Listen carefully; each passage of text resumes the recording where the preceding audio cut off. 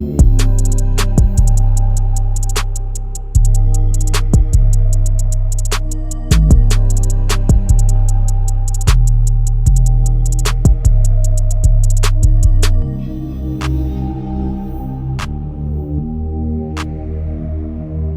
back to the Team to Beat Miami Heat podcast, your one-stop shop for daily Miami Heat content.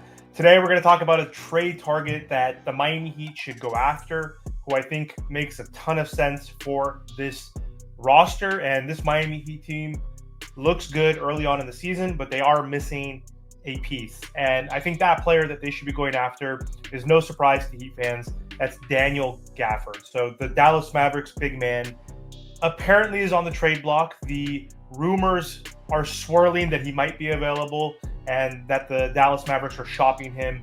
And so if that's the case, then I think Miami Heat needs to get on the phone and they need to call and see what the Dallas Mavericks are looking for to acquire Daniel Gafford, because I think he would be a perfect fit in Miami and he could solve some weaknesses that are still troubling this Miami Heat team. So let's get into it today for today's video. So the Miami Heat, they need size.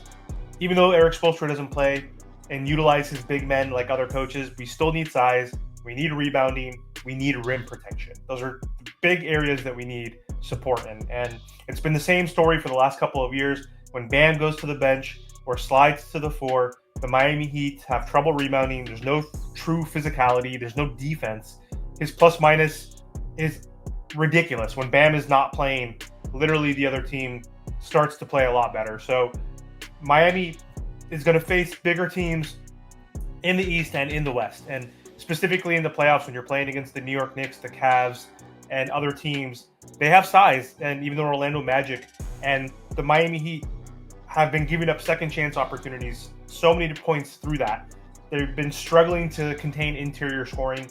They basically always continue to play small rotations, and that's been tough. We've been getting beat up with guys that are undersized, that are basically wings playing at the power forward or center position.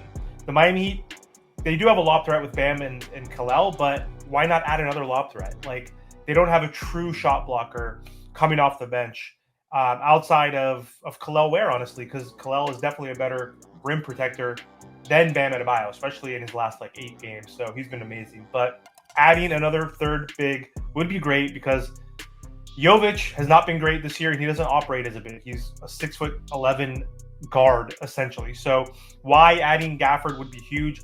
He's 6'10". He's 265 pounds. He's really athletic. He has elite ability in the post. He's obviously a really good rim protector. Shot over 66% from the field so far this season because he plays in the paint. And defensively, he's averaging almost 2 blocks per game. It's 1.7 or so. Round up, that's 2 blocks per game. He's a strong rebounder in limited minutes. He's very efficient in the pick and roll. And this is the exact type of big the Miami Heat needs, especially if he can come off the bench. He's athletic. He can play vertically. He's very good defensively. He's low maintenance. Doesn't need many touches.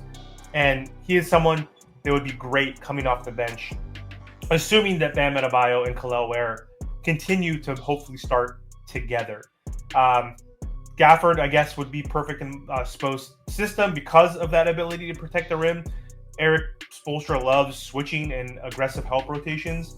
And when your backline is undersized, you're toast. You have no rim protection. And Gafford completely fixes that. He gives the Miami Heat a real paint deterrent, a legit shot blocker, a big body for matchups against the Jokers, the Wembys, the Jared Allens, the Embiids, the Paolo Bancheros, whoever it may be. So Bam is able to guard all 5 positions, and then you have Gafford behind him, which is great, because then you have not only Kalel Ware. If Bam's playing with Kalel, he has Kalel to protect him, but then when Kalel comes out, then we have Daniel Gafford to step into that role for Kalel Ware. So Miami is constantly having trouble with rebounding. So again, Gafford is going to be strong off the glass.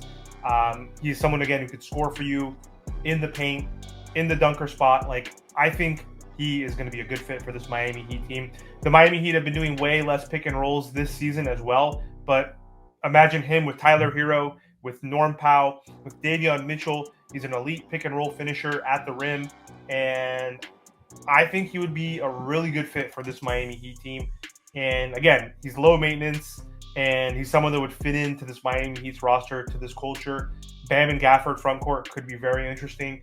Gafford and Khalil Ware, that could be a very interesting lineup as well. So he's not the floor spacer that you want. He's not a passer, but he is someone who's just going to be a traditional backup big for you, who's going to get you rebounds, who's going to play defense, who's going to get you dunks, who's going to run in transition. And he's only 26 years old, 27 years old, so he's still young enough to fit with this core that we have right now with the Miami Heat. So I think the Miami Heat should look to try to acquire Daniel Gafford because, again, it's going to add size, rebounding, rim protection, athletic finishing. He fits into Spo's system. He's a low-usage player. It won't cost you a lot, in my opinion. So if the Mavs really are shopping him, I think Miami Heat should definitely take a flyer out on him.